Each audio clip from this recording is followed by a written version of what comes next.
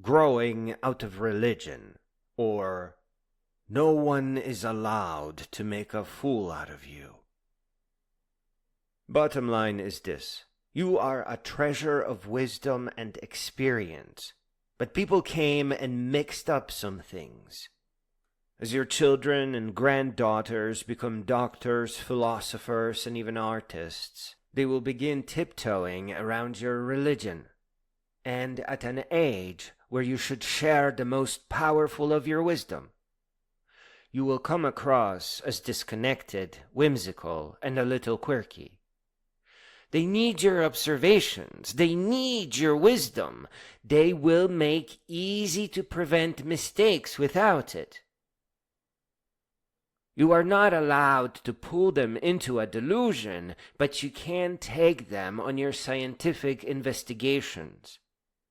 No little lady, young or old, is too smart for a quest around museums and parks and even great trails like the Appalachian Trail.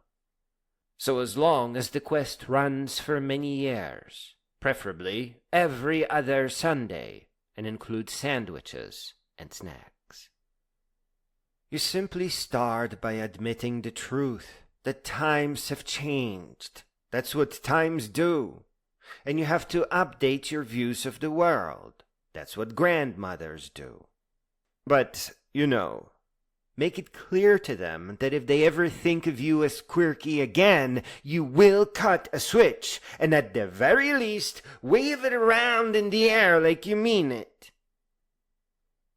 You begin by a search for a natural history museum and take a long look at dinosaurs from 65 million years ago.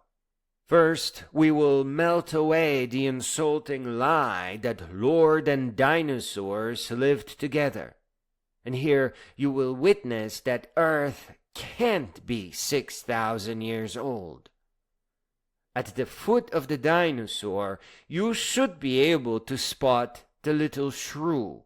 Pretty much the reason why mice make such good test subjects. When the impactor that caused the Alvarez crater struck, the fierce little creatures were able to survive fires by burrowing into the ground as needed. They didn't need much food, and they could live just fine. We are recently evolved from similar little creatures. The museum will show you that they went on to become smart little monkeys, and those became great apes, and that some of those great apes lost their fur, except in all the most unfortunate places. I hope the museum won't be showing you that part.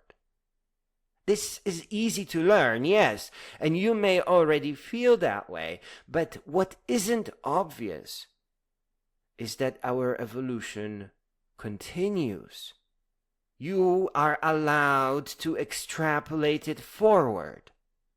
And yes, in 65 million years, we will be as different from who we are today as a shrew is from a cranky bald ape with a penchant for cake.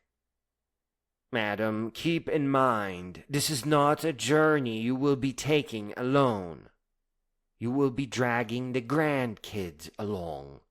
In fact, get everyone to waddle with you. Use the switch you no doubt already cut to persuade them. You will give them plenty sandwich rewards, and maybe some star stickers, especially for the fatter adults. They love star stickers.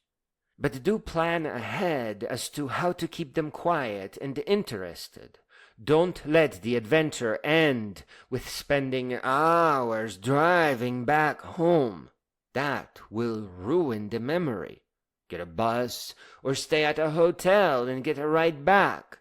The adventure is great part of the joy of your legacy. This is not something you plan and mark on your calendar. You have to start now, right now, immediately. You will watch the opening to the re-release of Carl Sagan's Cosmos. Listen to Andrian explain how the series was filmed when the world was on the brink of destruction by nuclear weapons. In the last few days, as I write this, we witnessed 2 intercontinental ballistic missile intimidations, though they both ended in failure. That trend is unlikely to continue. Because of lack of education, because of the lack of grasp on reality, we have again arrived at the precipice.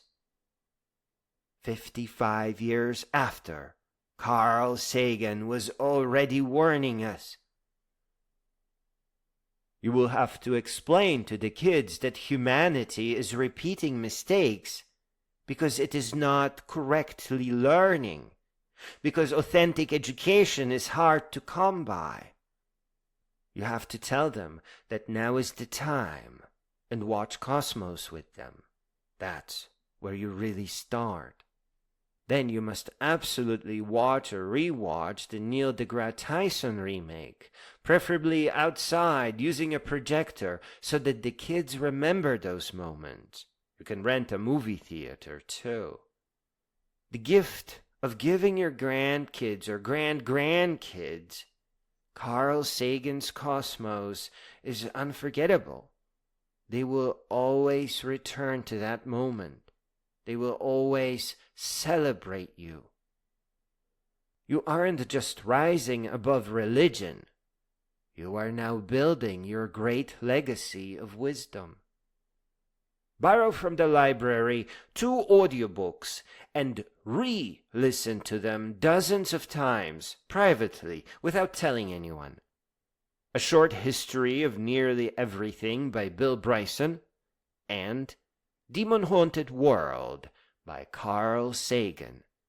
Make sure that you gift those books to your kids, as love of science popularizers is now an important part of your legacy.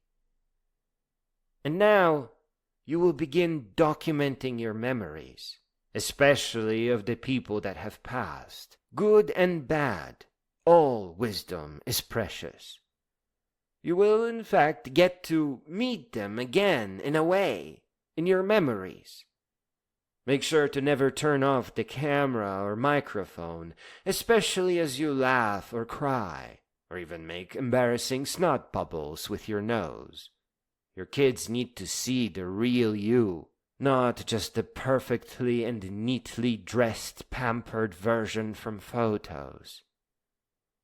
Aside from those who have passed in your time, their photos and your memories of them, your memoir must document your rise from the trickery. Each time you learn something that moves you, you put it in your memoir so that the lesson does not end with you, but echoes far into the future. Turn what you have learned into small gifts for your kids and grandkids and grand-grand-grand-grandkids. Turn your memoir into a permanent heirloom, one worth revisiting. Share a copy with the world by releasing it into public domain. Don't worry if it will make the world angry or disappointed. You are sacred, whether a castaway or not. You are part of the human family, and your lasting contributions have an important role to play. Madam, ladies and gentlemen, the world needs your heroic courage now. It needs your wisdom, framed in everlasting clarity.